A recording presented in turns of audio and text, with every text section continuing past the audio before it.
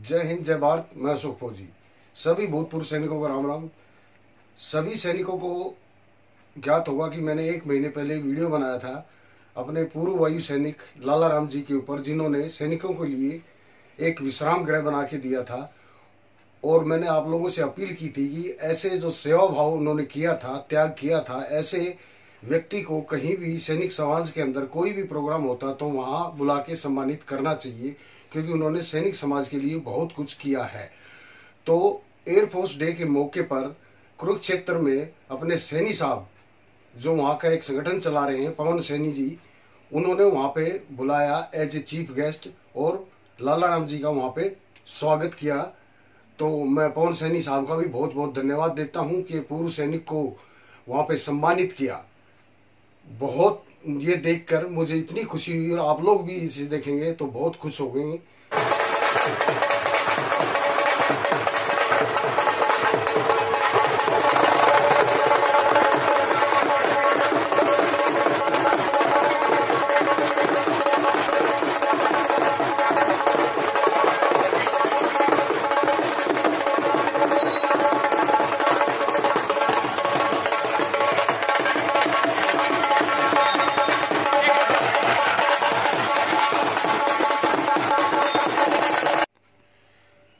ये देखिए, कुरुक्षेत्र में प्रोग्राम में लाला राम जी का पगड़ी पहनाकर स्वागत किया गया।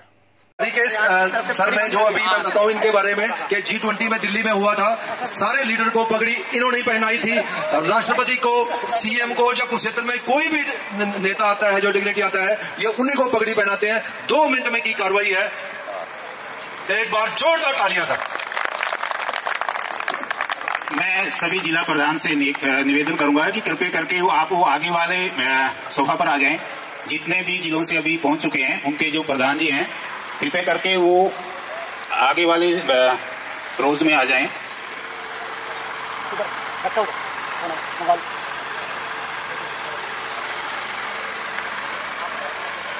आप सभी जो पीछे खड़े हैं, कृपया करके इधर सीट्स खाली हैं, इधर बैठ जाएं। सभी पूर्व सैनिकों को मेरा ये कहना है कि हम ये कहते हैं कि हम सैनिकों के लिए काम कर रहे हैं और सेवा भाव से कर रहे हैं और त्याग से कर रहे हैं। तो मुझे तो ये जो आरोपी का जो संघर्ष चल रहा है, इसमें सेवा भाव और त्याग कहीं नजर नहीं आता। लेकिन अगर त्याग और सेवा भाव नजर आता है तो लाला राम जी के काम में नजर आता है, जिन्होंने सैनिकों के लिए 50 लाख का अपने पैसे से विश्राम गृह बना दिया। ऐसा सेवा भाव हर सैनिक के अंदर आए, इनसे सीखिए, ये प्रेरणादायक है। ये सेवा भाव है, पिछले 16 सालों से वो सैनिकों के लिए, कल्याण के लिए संघर्षरत है। जय हिंद, जय भारत। मैं मेरा परिचय दे देता हूं, और जो भगवान श्री सीताराम जी ने जो मेरे से,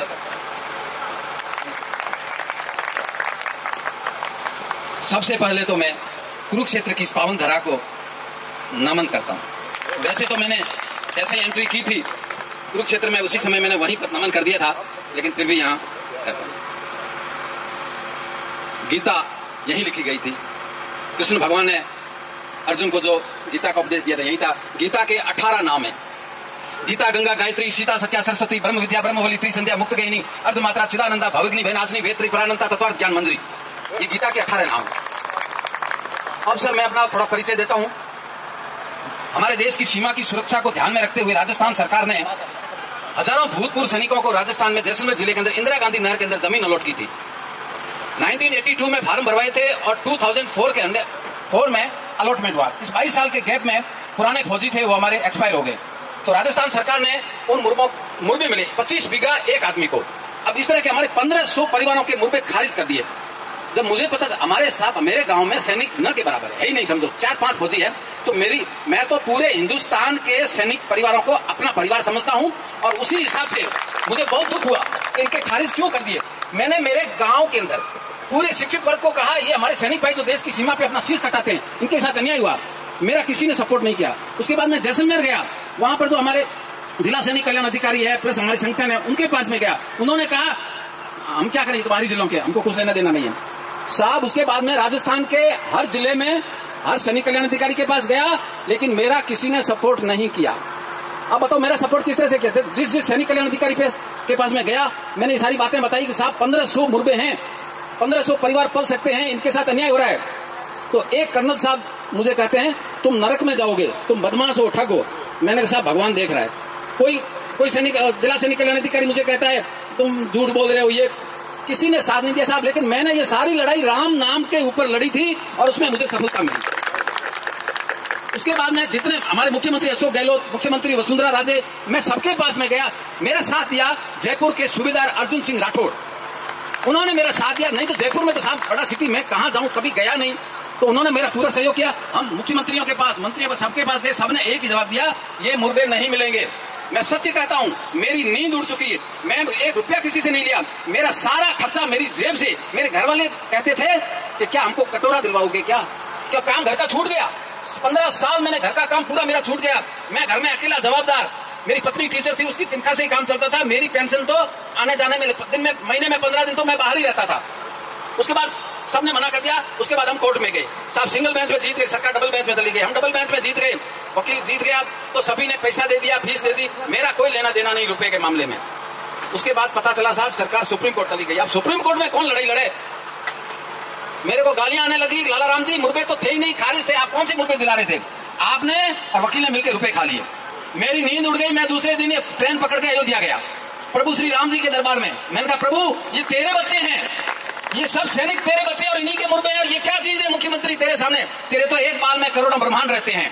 यही श्री कृष्ण भगवान जिसकी धरती पे, इससे बड़ा भगवान, लोग कहते हैं भगवान है नहीं है, अरे भैया इससे बड़ा भगवान का सबूत आपको क्या चाहिए।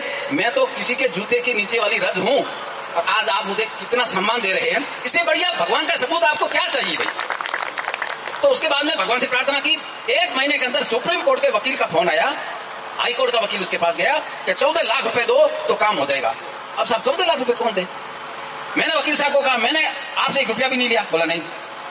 तो वकील साहब मेरे कहने पे और भगवान पे विश्वास करके आपको मैंने करोड़ों रुपए दिलवाए, आप 14 लाख रुपए दे दो, आपके रुपए वापस मिल जाएंगे। उस वकील बेचारा भला था, उसने सुप्रीम कोर्ट के वकील को 14 लाख रुपए दिए और 1 महीने के अंदर राम जी की कृपा से 1500 लोगों में से 1300 साढ़े 1300 लोगों को मुर्गे मिल चुके हैं। अब 100 या 150 रहे हैं, जिसके लिए अभी अभी मैं जाके भी आया हूँ बीकानेर। प्लस हमारे डायरेक्टर जयपुर में बैठते हैं ब्रिगेडियर वीरेंद्र सिंह राठौड़, उनसे भी मैं मिला, तो वो भी प्रक्रिया चल रही है। तो 1500 परिवारों को 25-25 बीघा सबको जमीन मिल जाएगी साहब। तो ये तो मेरा अच्छा। अब वो कहते थे हम रहेंगे कहाँ भाई, इतने लोग आएंगे तो